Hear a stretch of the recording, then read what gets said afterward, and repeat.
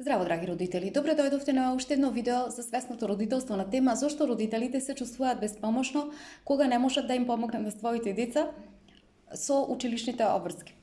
Ако често не учеле додека сме биле мали, од страна на нашите авторитети дека тие се вистинските лидери кои што можат да ни обезбедат среќа во нашиот живот, личен успех во нашиот живот, на тој начин тие нас не учеле да си ги одложуваме, односно да се тргаме настрана од нашите вродени вистински цели, односно од нашето чувство за компетентност, од нашето чувство за трудолюбивост и тоа нешто да им го дадеме нив, затоа што тие тоа го побарале од нас. Наместо тоа ние да си го откриеме. Ако на цела генерација на деца им се упатува, им е дадено тие да не се фокусираат на своето внимание, да не го фокусираат кон својата внатрешност и да го игнорираат својот внатрешен вроден нагон за својата суштинска цел, која што треба да ја постигнат во својот живот, многу полесно се манипулираат и многу полесно се контролираат децата спрема агендите кои што ги поставува одредено општество. На тој начин, една цела генерација на деца се учи да заработува пари за другите.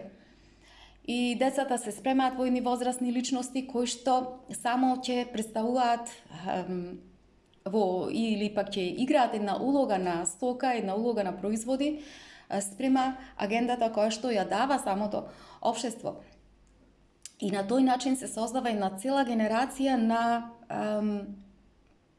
на деца кои што во својот живот подоцна, кога се образуваат, сметаат дека нивниот живот треба да служи само за потребите на другите, за удобноста на другите, на сметка на нивните вистински потреби, за сметка на нивната вистинска цел. И создаваме генерации кои што ќе го прават она што нив им е кажано. Едноставно се создаваат генерации кои што воопшто не размислуваат за нивните вистински потреби, за своите вистински цели, не ги приспитуваат тие нешта и дури во моментите кога и самите чувствуваат дека во себе дека нешто не е во ред со начинот на кој што тие функционираат и секој дневно екзистираат во својот живот. Значи, оваа условеност започнува уште од многу мала возраст кај децата спрема агендите како ги поставиле општествата преку своите системи на образование. Значи, меѓутоа, доколку општествата решат да инвестираат во подигнување и едукација на деца за да можат да бидат многу јаки, многу силно зајакнати со своја самодоверба, со сигурност, да бидат поврзани со својата вродена цел, тогаш и родителите и наставниците преку тој образовен систем, преку агендата, преку програмите кои што ги дава тој систем ќе бидат насочени, се разбира, во насока на градење на комуникацијски вештини, градење на вештини за соработка помеѓу децата наместо за надпревар, преку кој што ќе се подигне самодовербата кај децата, градење на вештини за критичко размислување, градење на вештини за креативно изразување и за нивно понатамошно одржување и развивање. Меѓутоа, денеска, за жал, ние што имаме во нашите како е поставен нашиот образовен систем, што имаме во нашите училишта, имаме една технологија преку која што се остаруваат наставни програми, наставни планови кои што се премногу обобштени, програми и наставни планови кои што воопшто не се прилагодени спрема индивидуалните потреби и цели на самите деца, и кои што всушност и голем број на работилници кои што се прават не ја содржат основната суштина и цел на она што значи во насока на создавање на сигурни и здраво зајакнати деца. Значи, Токму поради тој факт се создава една генерација на наставници кои што се немотивирани, кои што се премногу уморни, родители исто така,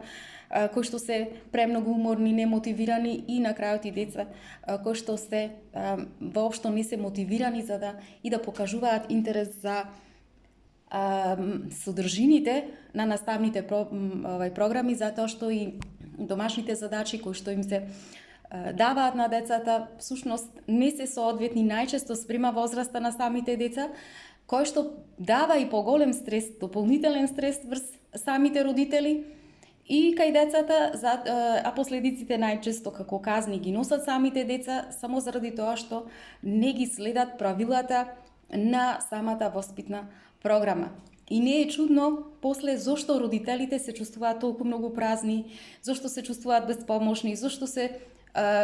чувствуваат во состојба да не можат да им помогнат на своите деца. Меѓутоа овде, кога станува збор за ова нешто, проблемот не е во родителите, туку проблемот лежи во дисфункционалноста на самиот образовен систем,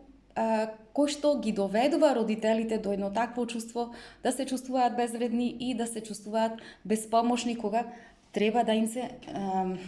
најдат на своите деца. И бидејќи родителите на крајот и тие не поседуваат никаква компетентност да можат едноставно да даваат конкретни решенија во насока на решавање на овие проблеми, единствено нешто кое што би можело да си помогнат себе си родителите да се чувствуваат подобро, а и да му помогнат и на децата да се чувствуваат подобро е пред се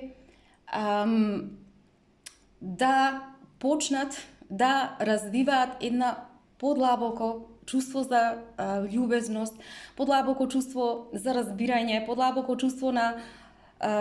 собилност во односот со своите деца кога имаат проблеми во таквите моменти со децата кога ги работат своите училишни обврски. Драги мои, тоа би било се за ова видео. Имајте убав ден, се гледаме.